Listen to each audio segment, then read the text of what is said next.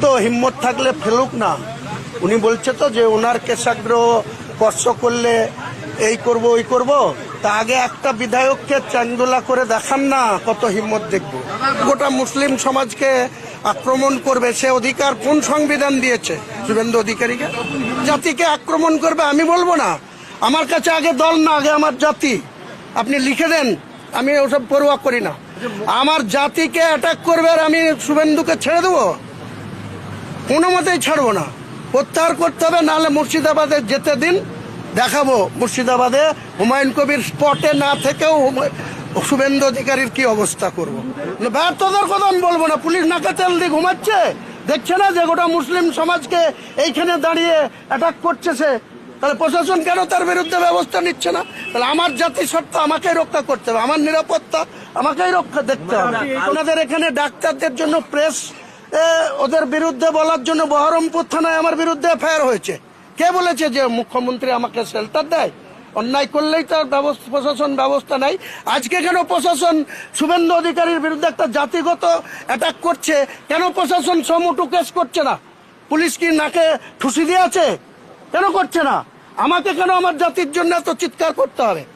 কেন এখানে law and order problem করছে, একটা গোটা মুসলিম জাতিকে অ্যাটাক করছে, তার বিরুদ্ধে কেন পুলিশ প্রশাসন সমুটু কেস করছে না? মুর্শিদাবাদে যাবে, কি করবেন? যতক্ষণ গোটা মুসলিম সমাজকে এইভাবে কুৎসিত ভাষায় আক্রমণ করা বন্ধ না করবে, বা যে কথা বলেছে মঙ্গলবার সেই কথা যদি প্রত্যাহার না করে, মুর্শিদাবাদে ওনাকে পাঠিয়ে দেন। আগে থেকে যেন আপনাদেরকে জানিয়ে দেয় যে আমি অমুক টাইমে ঢুকছি, তারপরে আমি আমার ভূমিকা দেখাবো। ঘিরে রেখে দেবো, ওই বক্তব্য প্রত্যাহার করে নিয়ে তবে ছাড়বো। আচ্ছা, কালো বলেছেন যে সংখ্যালঘু মুসলমান বিধায়কদের ছুড়ে ফেলবো, কালো বলেছেন। বললাম তো হিম্মত থাকলে ফেলুক না। উনি বলছে তো যে ওনার কেশাগ্রহ স্পর্শ করলে এই করব ওই করব, তা আগে একটা বিধায়ককে চান্দোলা করে দেখান না, কত হিম্মত দেখবো।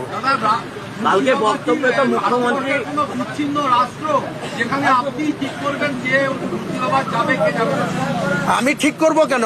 এটা কি কলকাতাটাও কি ভারতবর্ষের বিচ্ছিন্নর বাইরে? উনি কি অল ওয়েস্ট বেঙ্গলের অপোজিশন লিডার? উনি বিধানসভার ভিতরে ঢোকার সুযোগ পাচ্ছেন না, অনারেবল স্পিকার ওনাকে সাসপেন্ড করে রেখেছে। আর বাইরে গোটা মুসলিম সমাজকে আক্রমণ করবে সে অধিকার কোন সংবিধান দিয়েছে শুভেন্দু অধিকারীকে?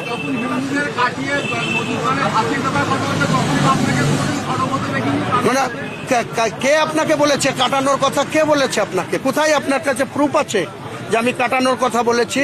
যখন যোগী আদিত্যনাথ 30শে এপ্রিল 2024 বেলা 1:30টার সময় গোটা এইভাবেই এই শুভেন্দু অধিকারীর কায়দায় এইরকম কুৎসিত ভাটায় মুসলিম সমাজকে অ্যাটাক করেছে, মমতা ব্যানার্জিকে দাঙ্গাবাজ আখ্যা দিয়েছে, তৃণমূলকে দাঙ্গাবাজ আখ্যা দিয়েছে, এবং এমন শায়েস্তা করতেন উনি ইউপি হলে যে 7 জনম দাঙ্গা করা ভুলে যেত।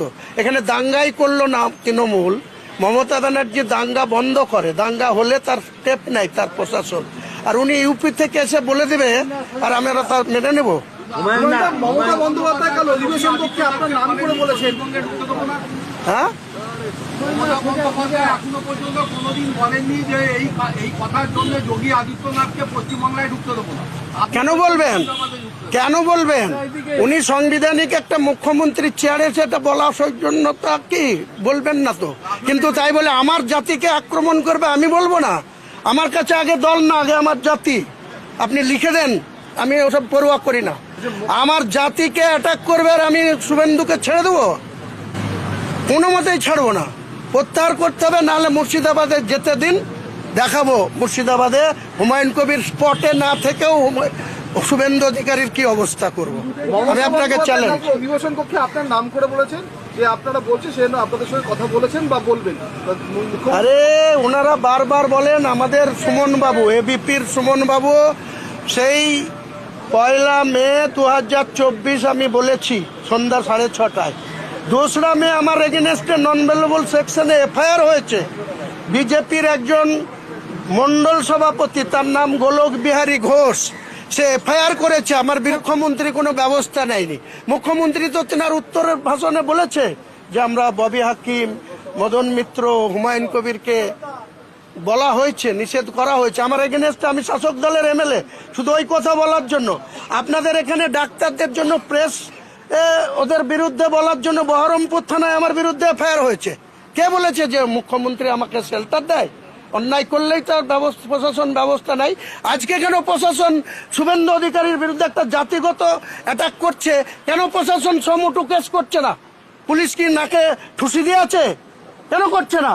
আমাকে কেন আমার জাতির জন্য এত চিৎকার করতে হবে? কেন এখানে ল অ্যান্ড অর্ডার প্রবলেম করছে, একটা গোটা মুসলিম জাতিকে অ্যাটাক করছে, তার বিরুদ্ধে কেন পুলিশ প্রশাসন সমুটু কেস করছে না? কি বললেন আপনার দলের ঊর্ধ্বে আপনার দলের ঊর্ধ্বে কেন? দলের ঊর্ধ্বে কেন? দলের অনুশাসন মানবো, দলের অনুশাসন মানবো, কিন্তু আমাকে কেউ কাটতে আসবে আর দল যদি বলে তুমি চুপ করে তোমাকে কাটবে, তোমার গলাটা পেতে দাও, মোটেই না, মোটেই না, না না না না। আগে আমার জাতির সত্তা, তারপরে দল। আমি বেঁচেই থাকবো না, তা দলকে করবে? আমাকে যদি কেউ অ্যাটাক করে মেরে দেয়, তা আমি যদি আমার সত্তাটাই রক্ষা করতে না পারি, আমার সিকিউরিটি যদি আমি না দেখতে পারি, তাহলে দলটা করবে কে? দলটা কে করবে? হুমায়ুনদা কালকে শুভেন্দু অধিকারী বলেছেন তিনি নাকি প্রাণহানির আশঙ্কা করছেন বিধানসভার বাইরে ভেতরে। তো অত ভয় তা কেন গোটা মুসলিম সমাজের বিধায়কদের চাংদোলা করে রাস্তায় ফেলবো বলতে কে বলেছিল? তার উস্কানিতে বলেছিল, তারপরের দিন আবার এত ভয় পেয়েছে সচিবালয়ে চিঠি দিচ্ছে। আচ্ছা একটা কথা বলছি, মমতা বন্দ্যোপাধ্যায় সবসময় বলেন যে তার বিরুদ্ধে বিজেপি কি বলে, যে উনি মুসলিম তোষণের অভিযুক্ত। উনি বলেন যে আমরা হিন্দু বা অন্যান্য সমস্ত ধর্মের প্রতি শ্রদ্ধাশীল এবং সেটা পালন, সেটাই তো হওয়া উচিত। হ্যাঁ, এবারে জগন্নাথ মন্দিরও হচ্ছে সামনে, হবে। এটা মমতা বন্দ্যোপাধ্যায় বলছেন, কিন্তু নবদ্বীপের তৃণমূল পুরসভার যিনি চেয়ারম্যান, তিনি হিন্দুদের আপনার আমিষ খেতে বারণ করছেন, হিন্দুদের আমিষ খেতে বারণ করছেন। শোনেন, খাওয়ার বিষয়টা, দোল উপলক্ষে খাওয়ার বিষয়টা সম্পূর্ণ আপনার নিজের স্বাধীনতা। যে কোনো মানুষ কি খাবে, কোন কালারের জামা পরবে, সেটা তাদের নিজের নিজের ইচ্ছার উপরে নির্ভর করে।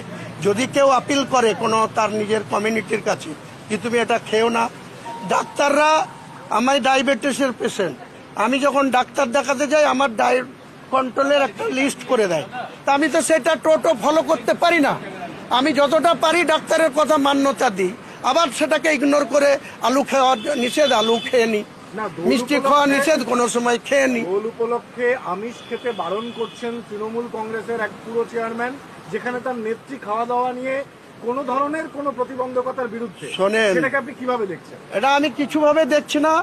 মুখ্যমন্ত্রী সঠিক কথা বলেছেন, তেমনি কোনো চেয়ারম্যান যদি মনে করে থাকে তার এলাকায় তিনি কাউকে তার প্রিয় মনে করে কাউকে তাকে ভালো সাজেশন দেবে, সেটুকু তার অধিকারের মধ্যে পড়ে। তাপসী মণ্ডল চলে আসার পর আপনাদের দলে শুভেন্দু অধিকারী ঘর গোছাতে আজকে হলদিয়ায় বৈঠক করছেন। ও যতই ঘর গোছাক, হলদিয়া সিট আর শুভেন্দু অধিকারীর দল প্রতীক নিয়ে জিততে পারবে না। যাকেই ক্যান্ডিডেট করুক সে হারবে। ওই ভবানীপুরের সঙ্গে সঙ্গে ভরতপুরে শুধু আসার জন্য আপনাদের মাধ্যমে বলছি যে উনি এত বড় লিডার, তো গোটা রাজ্যের সব জায়গায় লড়তে পারেন, তো ভবানীপুরেও লড়ুন, মমতা ব্যানার্জির কাছে হারবেন। আর আমার ভরতপুরে আসুন, ওখানে হিন্দু হিন্দু করে দেখুন, টোটাল হিসাব 2,62,000 ভোট আছে, 50% হিন্দু আছে, 50% মুসলিম আছে।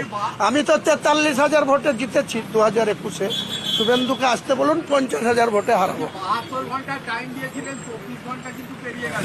অর্থাৎ তারপরে তো আজকে একজন হয়ে যাচ্ছে হাউস। আপনারাও বাড়ি যাবেন, দোল উৎসব পালন করুন, আমরাও সোমবারে আসছে জবাব।